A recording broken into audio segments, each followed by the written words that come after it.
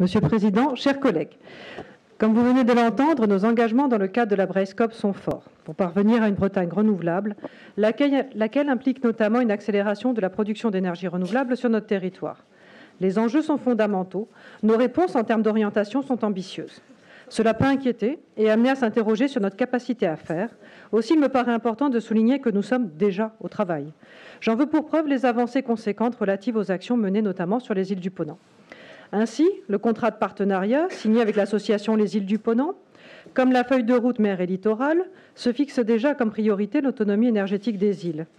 Dans cette optique, dès le lancement de la BRESCOP, la région a invité les habitants des îles à s'engager dans les transitions, notamment énergétiques.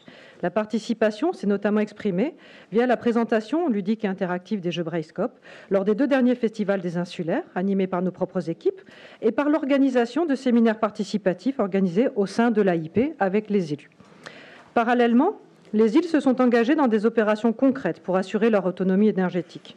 La situation est particulièrement cruciale sur nos îles finistériennes, Ouessant, Molène et Saint, qui font partie des îles non raccordées au réseau électrique continental.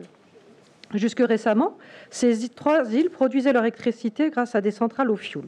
Les communes se sont interrogées sur le changement de modèle, mais pour une petite collectivité, les coûts sont importants, voire prohibitifs.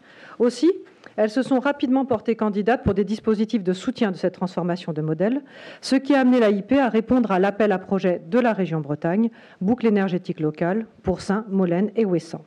Ce projet de boucle énergétique pour les 3 îles leur a permis de s'engager résolument dans la transition énergétique. Il s'est traduit par la conduite d'actions débouchant sur une forte réduction des consommations d'énergie fossile en s'appuyant sur 3 leviers principaux. D'une part, la réduction des consommations d'énergie via des actions notamment sur l'habitat, la production locale d'énergie à partir de sources renouvelables, solaires, éolien, hydrolien, et ensuite le pilotage, la gestion intelligente et le stockage de l'énergie, sujet particulièrement essentiel car les productions d'énergie renouvelable, liées en tant que telles à la nature, sont fluctuantes et doivent être coordonnées dans le cadre de ce qu'on appelle des bouquets énergétiques, associant des sources d'origine différentes. Ces actions ont pu être confortées par l'appel à projet national Territoire à énergie positive pour la croissance verte pour les 12 îles de Bretagne.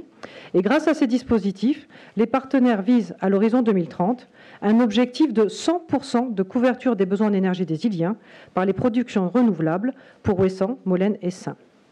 Ainsi, en étant au plus près de nos territoires les plus sensibles, en agissant avec eux pour construire des solutions innovantes et durables, c'est pour nos concitoyens les plus vulnérables au changement climatique que nous nous engageons. Nous démontrons ainsi notre sens des responsabilités et nos valeurs de solidarité. Un vrai projet de gauche, en somme, dont nous pouvons être fiers.